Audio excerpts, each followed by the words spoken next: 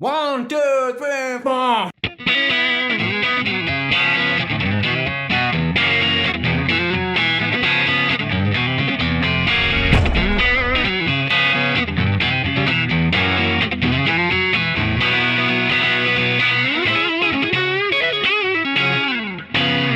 Man, I'll never forget the first time I heard Jimi Hendrix. My sister bought me a CD, The Greatest Hits, and I must have been like 13 or so. And to tell you the truth, I didn't really like it at first. I was into the Beatles, you know, like... And suddenly this guy came along and he was doing stuff like... Whoa!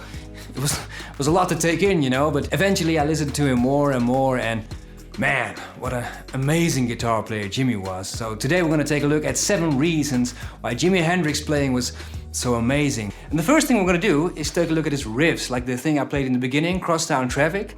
It really looks like there are 2 guitars playing. One is playing the riff. The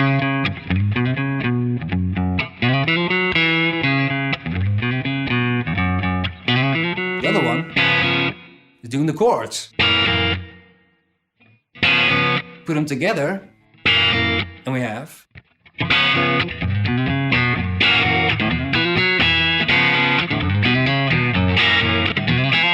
like having 2 guitars playing at the same time. And another thing he did as well was play his renowned Hendrix chord, the 7♯9. And he wrote dozens of songs with this chord, for instance...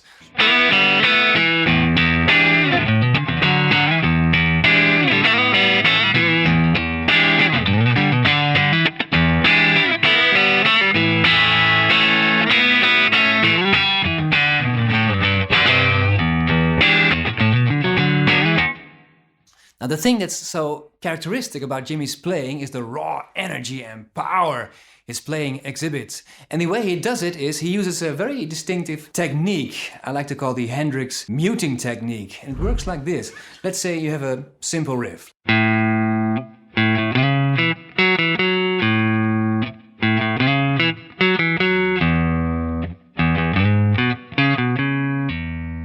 Now that's how the average guitar player in the mid-60s would play a riff like that. But then Jimi comes along and he would play the same riff like this.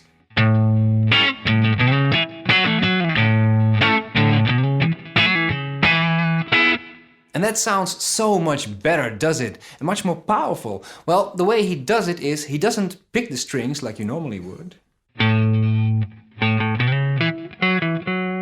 But instead, he strums all the strings.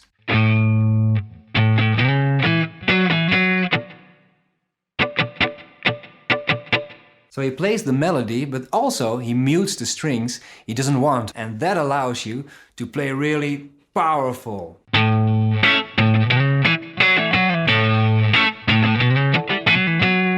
Now many other people also use this technique, for instance the Red Hot Chili Peppers.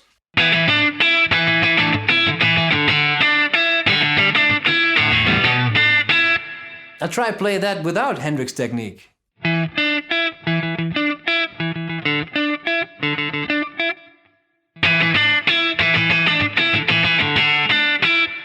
Also John Mayer uses it all the time, like for instance...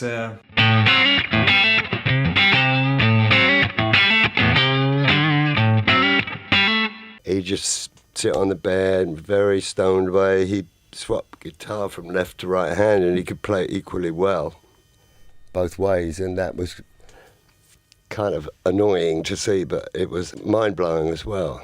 Besides being able to play very loud and aggressive, he could also play very subtle and very soulful.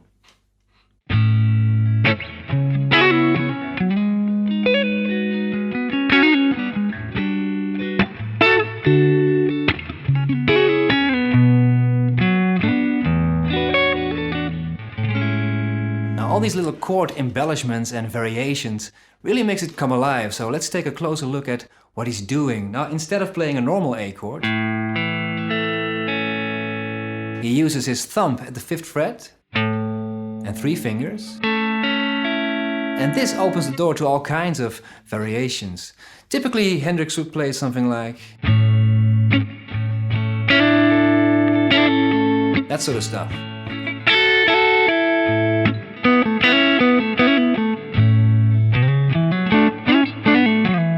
kinds of stuff, really. I like this one. It's a nice one. And that wasn't John Mayer who invented that riff. I'm not even sure it was Hendrix, but Hendrix did it first.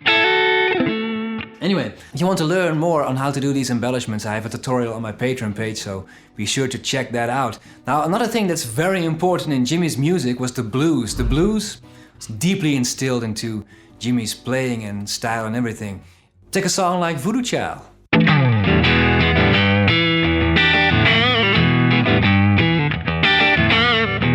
Now, Muddy Waters wrote a song called Rolling Stone and goes something like this.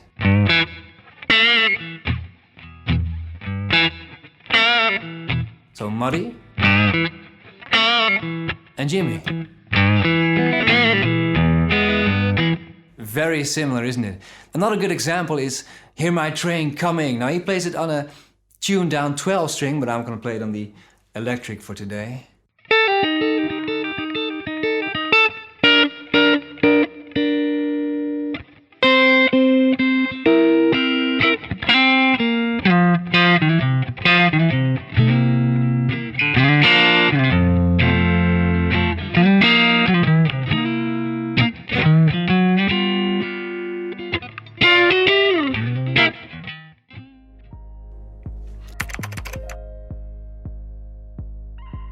It was Stevie Ray Vaughan who once said that the moment I start thinking while I'm playing the guitar, that's when I run into trouble.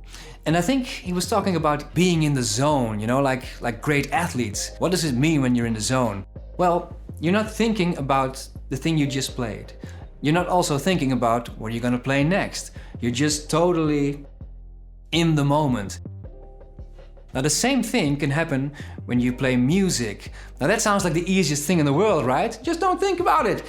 Well, obviously you need to put in the practice and have your technique and everything. But to be in the zone like that and have no thoughts whatsoever, it's very difficult. And Jimmy could do that very easily. Well guys, I hope you enjoyed this lesson. We're gonna finish with a bit of Jimi Hendrix on the piano. Why not? And I will see you next time.